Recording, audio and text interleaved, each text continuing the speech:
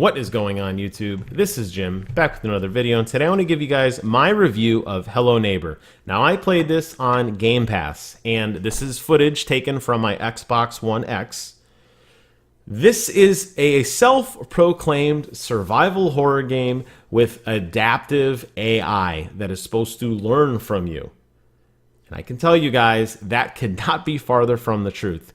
This game could have been a masterpiece. I love the art style. I love the idea of the game. I love the way the story is told. But I hate everything else. And it's hard to recommend this game, but I'm going to tell you guys the good and the bad. Now, if you have Game Pass like me, I think you should check it out. How the game plays is a very puzzle-oriented, find a key that opens a door. The door leads to an item that leads to another item that leads to another door, etc. There's going to be a lot of time walking around this house, walking around this yard, trying to figure out what the heck you're supposed to do. There is a very limited direction, very limited plot early on, other than you're a boy who sees a neighbor drag what appears to be somebody screaming and kicking through a door. You run over to investigate. The door is obviously locked. The game begins. If the neighbor catches you, he throws you out into the yard. You may lose some progress. You do not lose your items, and you have to restart over and kind of get back to where you were.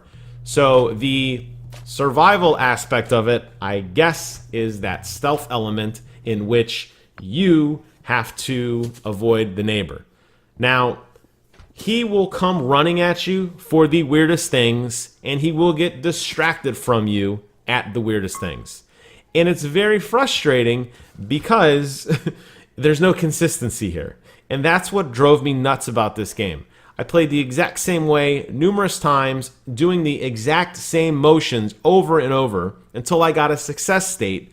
Not because I was faster at the button presses or because I knew suddenly, a special place to stand or anything like that. No, it was because the neighbor's AI is very janky, and these games' controls are very janky, and there are often times that you are trying your best to do something, and the game just doesn't respond. You saw me a second ago there, struggling trying to pick up a simple item. You see me here, struggling to open this lock. That is the right lockpick. That is the right place to open it. You're going to spend a lot of time on trial and error trying to get the game to do what you know it is supposed to do. I know that this electromagnet is supposed to pick up that wrench off the wall, but it doesn't.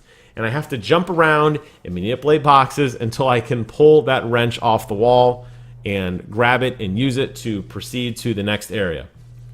And that is so frustrating. That is the biggest downfall of this game, is that it consistently gives you negative reinforcement. You know what you're supposed to do, but you just can't do it.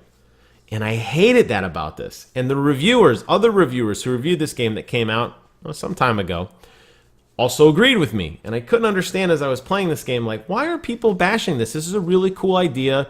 I feel like I'm in a Ren and Stimpy cartoon. The plot is very vague, but I'm having these really cool moments of these alternate flashbacks of seeing the neighbor and watching things from different perspectives and reliving these weird alternate reality type situations. That is how they're feeding me the story. Why is this game being panned so much? It's because of crap like this. And it's so frustrating to do anything that I think most people are going to immediately say, nope, and turn it off.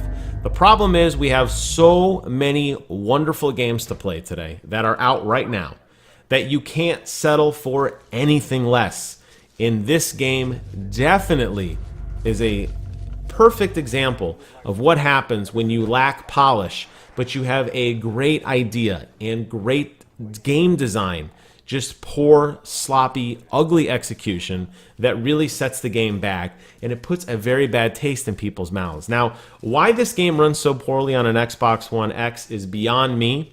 This game has been ported over to mobile phones where it runs equally as poor. The best video you're going to see of it is from computer, where people are running way overpriced and way overpowered graphics cards to get this game to look decent. but they're still going to run into the same interface issues that I have been running into here, where the game will hitch, where the game will freeze, where you know that an item is supposed to be used in a certain area, and you're clicking feverishly to try to get the game to recognize that item, and then it finally does.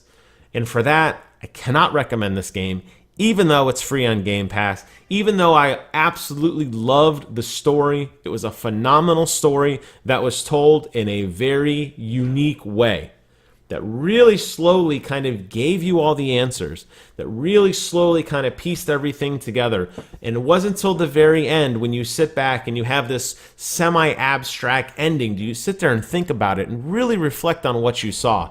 And I loved this game for that. It really made me think, and the story of itself is just so good.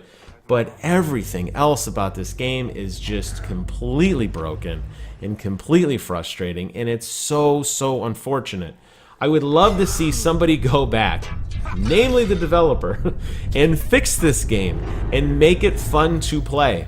And I guarantee they would sell many copies because it wouldn't be as monotonous as it is to play now. And I think people would enjoy it and talk about it and admire this unique brand of storytelling.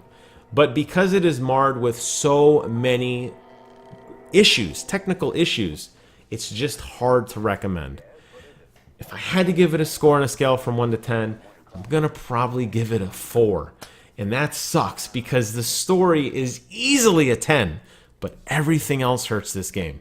And with that, I'm going to close this video. If you made it to the end, congratulations. Hope you guys enjoyed this review. Please consider commenting, rating, and subscribing. I am very close to 1,200 subs, and that is an awesome landmark for me and for my small channel. But if not, that's okay too. And as always, I want to thank you guys so much for watching. And until next time, I will see you guys on the other side.